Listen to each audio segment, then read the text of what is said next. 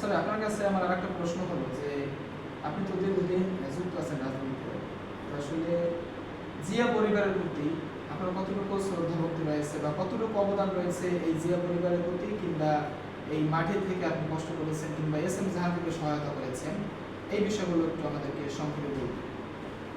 সত্যি কথা বলতে গেলে যে জিয়া পরিবার নিয়ে আমরা কথা বলতে যাই, তাহলে শ্রদ্ধা আসলে কোথায় মাথা নত হয়ে আসে। কারণ শহীদ রাষ্ট্রপতি জিয়াউর রহমান উনি তার সুযোগ্য নেতৃত্ব দিয়ে যেমন দেশকে পরিচালনা করেছেন, পাশাপাশি ওনার সহধর্মিণী প্রয়াত দেশনেত্রী জননেত্রী বেগম খালেদা জিয়া, উনিও ওনার যোগ্যতা দিয়ে ওনার দক্ষতা দিয়ে দেশকে সুন্দরভাবে এগিয়ে নিয়ে গেছেন। এবং সবচেয়ে বড় ব্যাপার হচ্ছে যে বেগম খালেদা জিয়া ছিলেন বাংলাদেশের প্রথম নারী প্রধানমন্ত্রী।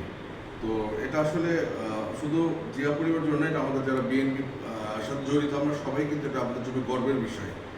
আর তাদের সুযোগ্য সন্তান এখন মাননীয় প্রধানমন্ত্রী তারেক রহমান, যিনি ওনার অত্যন্ত যোগ্যতার সাথে